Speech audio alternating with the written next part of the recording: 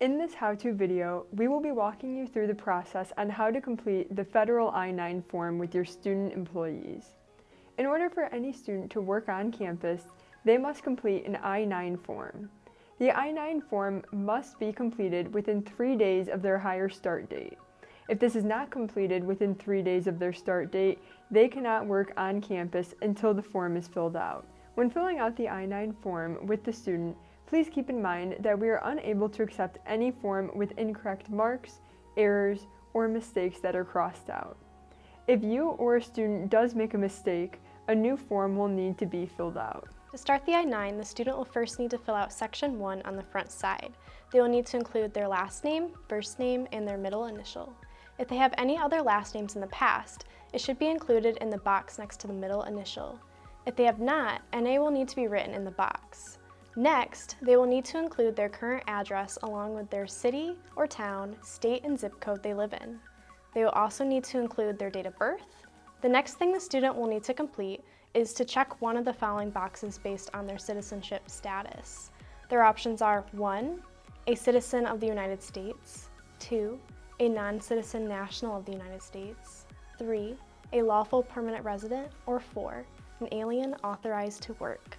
The majority of students select box 1. However, if they are an international student and they need to select box 4 and provide either their alien registration number or USCIS number, their I-9 form number, or their passport number with the country of issuance. Once this information is completed, they will sign the form and provide today's date.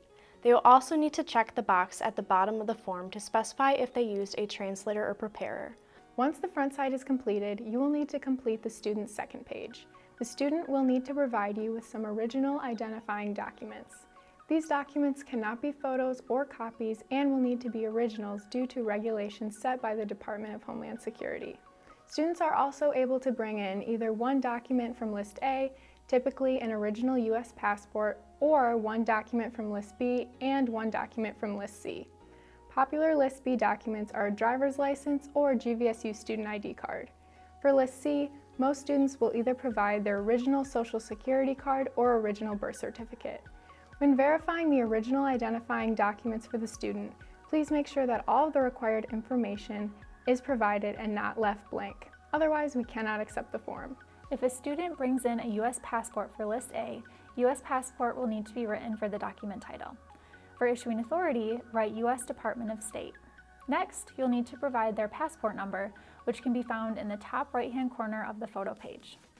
Finally, provide the expiration date of the passport. For List B, students usually either bring in a driver's license or a GVSU student ID card. For a driver's license, the document title will be driver's license. The issuing authority will be the state that issued the driver's license. For example, you would write State of Michigan if a student has a Michigan driver's license. The driver's license number will be written in the document number section. And finally, make sure to provide the expiration date. If providing a GVSU student ID will be written for the document title, and GVSU can be written for the issuing authority. The document number will be their G number, and the expiration date will be the date used at the bottom of the card. For List C, students usually bring in either their original Social Security card or their original birth certificate. For Social Security card will be written for the document title. SSA, or Social Security Administration, will be written for the issuing authority. The Social Security number will be written for the document number, and for the expiration date, please write NA. If a student provides their original birth certificate can be written for the document title. Either the state or county can be used for the issuing authority. The document number will be their birth record number, and for expiration date, please write NA. If you are working with an international student, there are a few different forms that you will need compared to a traditional student. They will need to provide their passport, I-20, and I-94 in order to complete List A.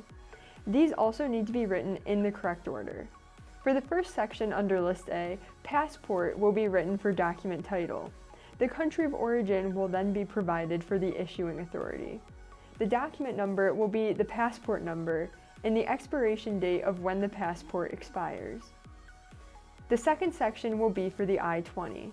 I-20 can be written for the document title. DHS will need to be written for the issuing authority.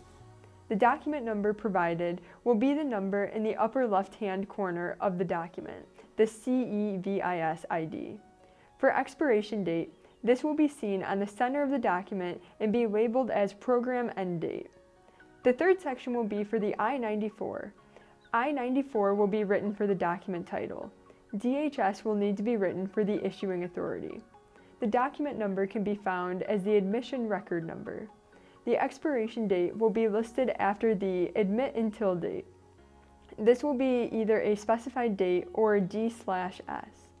After verifying the student's documents, you will need to certify that you examine the documents.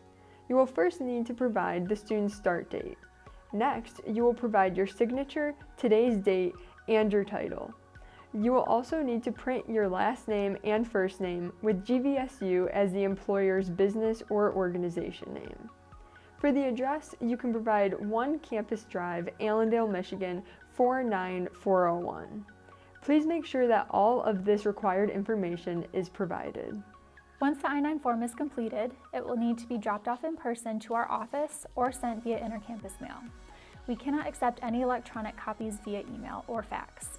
Once the form is received, our office will process the student's paperwork so they can officially start their new student employment position. Just be sure to request that we hire your student by filling out the Report a Hire form. If you still have questions after watching this how-to video, please reach out to our office at studentjobs@gvsu.edu or call us at 616-331-3238. Thank you for watching.